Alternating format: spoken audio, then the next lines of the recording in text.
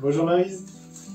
Bon, alors voilà, comme d'habitude, hein, je me suis laissée aller pour la création. Sauf qu'après coup, j'aimerais bien que certains de mes dessins sur les moutons, là, Oui.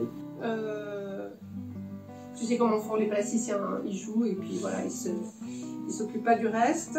Et puis quand on veut faire quelque chose, on veut les réaliser autrement, quand on veut les faire imprimer, ben voilà, on est dans l'embarras. Voilà.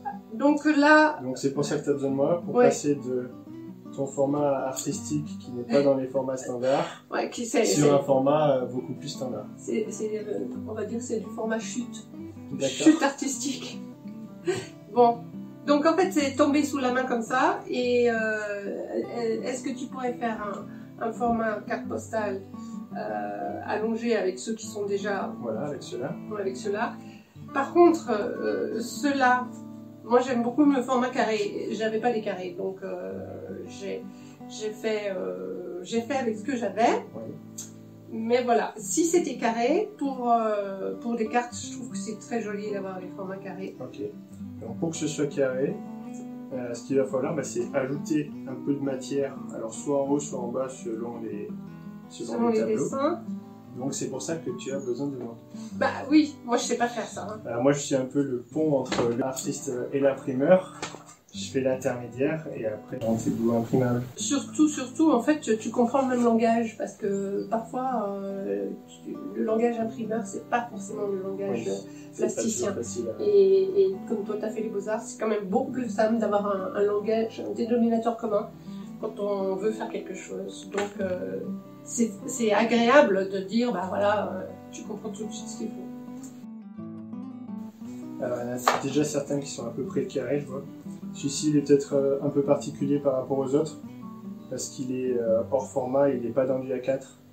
Ah non, de toute façon, il n'y a rien d'A4 là-dedans. Hein. Ce que je veux dire, c'est qu'eux, ils vont rentrer dans le scanner, alors que celui-ci, il ne va pas forcément pouvoir rentrer, donc il faudra s'y scanner un peu en deux fois. Bah, donc on verra ça, comment on se débrouille. De toute façon, les plasticiens, ils sont hors cadre. Oui, ça, c'est... Voilà.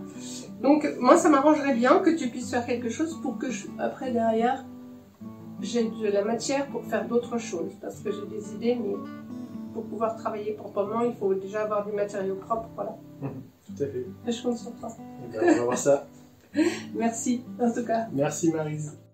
Donc, nous voilà côté scanner. Et l'erreur à ne surtout pas faire, c'est de se dire je vais scanner en 300, puisque les normes d'impression, c'est du 300 dpi. Il faut scanner en 600 ou en 1200 dpi, car les images vont être imprimées en plus grand qu'elles ne le sont. Donc plutôt que de se dire je vais le scanner en 300 et je l'agrandirai sur Photoshop, ce qu'il faut faire c'est scanner directement en 600 ou en 1200. On aura une bien meilleure définition de cette manière. Alors pour le tableau qui dépasse du format A4, ça va être un peu plus compliqué de le scanner puisqu'il faudra le faire en deux fois. Donc une première fois la partie basse du tableau. On voit que la partie haute du coup va dépasser légèrement du scanner. Et puisqu'elle dépasse, il va y avoir un petit espace vide entre la vitre du scanner et le tableau. Donc cette partie va être voilée. C'est pour ça qu'il va falloir ensuite retourner le tableau pour que le voilage s'effectue de l'autre côté. Et ensuite, sur Photoshop, raccorder les deux parties du tableau qui ne sont pas voilées. Donc côté Photoshop, je m'assure d'abord que les deux tableaux sont très bien superposés. Ici, on voit nettement la voilure qui est sur le haut et sur le bas.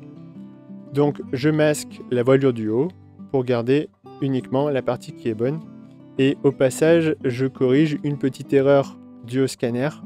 Et ensuite, je remets l'image au bon format, 30 par 30. Et pour finir, j'ajoute une petite partie rouge sur le haut, puisqu'elle n'est pas totalement carrée. Et voilà le résultat final. Voici un autre tableau sur lequel j'ai dû faire un peu d'ajout de matière. Donc celui-ci, j'ai choisi de le plaquer sur le haut, puisque en haut il y a des idéogrammes et que je ne connais pas du tout le tibétain ou le chinois. Donc c'est pour ça que j'ai choisi de le coller sur le haut et ensuite j'ajoute la matière uniquement sur le bas. Donc j'ajoute d'abord sur Photoshop de manière automatique et ensuite je le retravaille à la main pour garder au mieux les textures que Maryse a faites et non celle de Photoshop.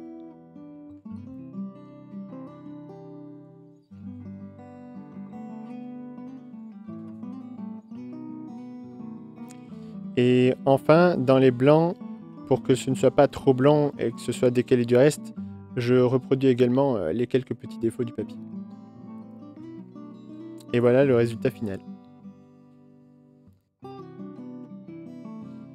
Ce tableau a été l'un des plus complexes à retravailler, car je m'y suis pris en 2 fois. La première fois, j'avais uniquement ajouté la matière en haut et en bas pour qu'il soit au bon format, comme on peut le voir ici. Mais une fois que je l'ai mis en place, je me suis aperçu qu'on coupait carrément les couronnes à droite et à gauche, puisqu'elles arrivaient en dehors de la zone de coupe.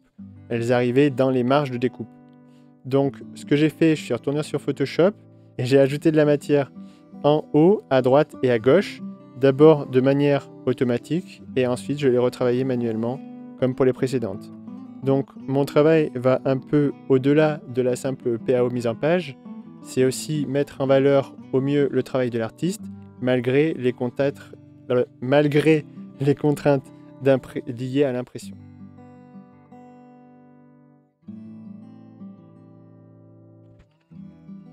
Et donc ici, on voit qu'on a bien la totalité de la couronne, ce qui est, je pense, beaucoup plus beau. Je sais que Maryse accorde une très grande importance aux couleurs, donc comme ici, Photoshop de manière automatique a énormément éclairci le bleu, eh bien je contrebalance tout ça manuellement pour s'approcher au mieux du bleu de la couleur d'origine. On voit que je me soucie énormément de la qualité du tableau. Je ne fais pas n'importe quoi, j'essaie de vraiment correspondre au mieux en termes de colorimétrie de ce que l'artiste a fait dans son tableau d'origine. Et voilà le avant-après.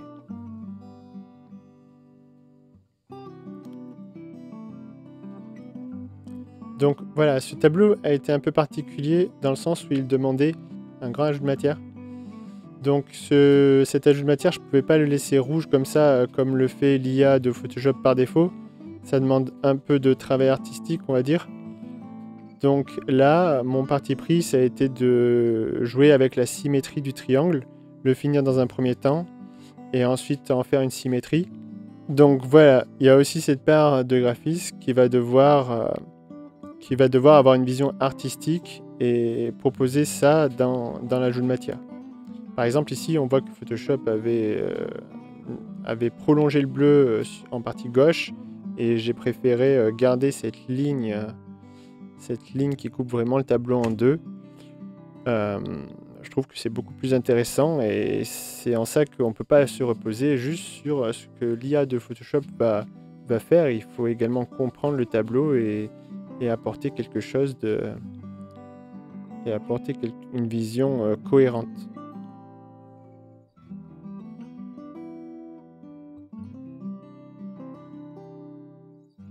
Donc dans ce tableau, tout l'enjeu était de trouver un rouge et une texture qui s'accordent au mieux avec l'élément central du tableau. Donc vu que je pratique également de la peinture numérique, j'ai une très grande bibliothèque de pinceaux et de brushes splash art. Donc en essayant plusieurs, j'ai pu trouver celui qui s'accorde vraiment avec le tableau et qui va en parfaite harmonie avec le reste du tableau. Je ne sais pas ce que vous en pensez, mais je trouve que ça rend plutôt pas mal.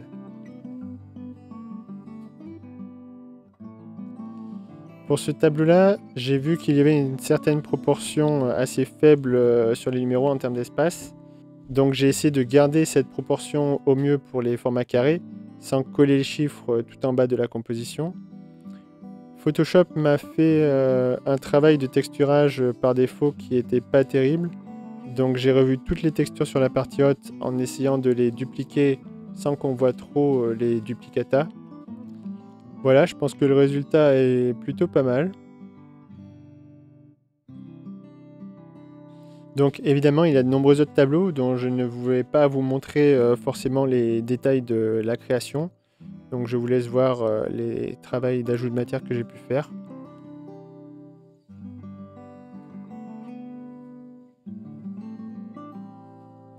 Et voilà enfin la dernière étape. une fois que tout ce travail artistique est terminé, eh bien, il faut prévoir le dos de la carte postale. Donc, un petit travail de composition.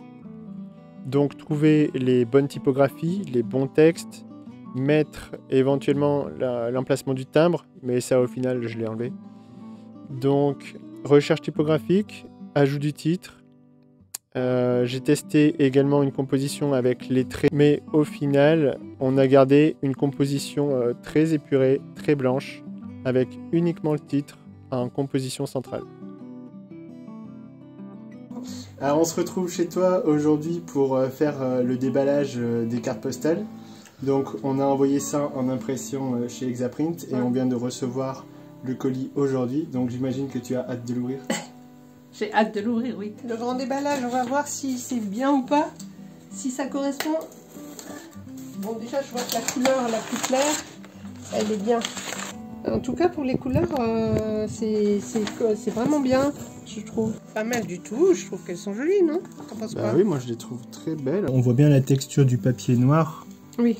On n'a pas perdu le grain, quoi. On n'a pas perdu les textures. Non, on n'a pas perdu. Les détails. Voilà, des très beaux détails. Ouais. Le fameux bleu que j'avais retravaillé essentiellement sur le haut pour que ça corresponde bien à ta couleur. Bah, il est bien. Il est bien ce bleu. Ce bleu-là, c'est un bleu subtil, il y a du rouge dessous, enfin, il sort bien aussi, tu vois. Alors, si vous êtes artiste vous aussi et que vous voudriez voir vos tableaux en carte postale, eh bien, n'hésitez pas à me contacter. Alors, celle-ci, on a vu qu'elle avait un petit problème, elle avait un petit accroc, donc on en avait commandé 50 et j'ai compté combien on en avait reçu, et en fait, on en a reçu 60, j'ai fait des paquets de 10 là, donc on voit qu'il y en a 60 plus une de ratée. Donc voilà, je tenais à remercier Exaprint de nous en avoir mis des supplémentaires, c'est vraiment très cool. Bon, et bien voilà, on a déballé nos moutons, on est très content du résultat. Maryse, peut-être un petit mot de la fin? Ben, moi je suis très contente de cette collaboration. Une fois de plus, je vois, ça fait très plaisir que Laurent a bien pigé ce que je voulais. Et puis je trouve que Exaprint a fait du bon travail, ce qui n'est pas forcément évident quand on... j'ai eu parfois des choses décevantes par rapport aux impressions. Je sais que entre la couleur sur l'ordinateur, la couleur réglée sur les machines, c'est très compliqué. Pareil, Alors pour les coloristes, c'est toujours compliqué. Donc moi je suis très contente. Merci. Et ben moi aussi je suis très contente du résultat et je voulais te dire merci Maryse de m'avoir fait confiance pour ton beau projet. Ah bah écoute, hein, affaire à suivre. Affaire à suivre.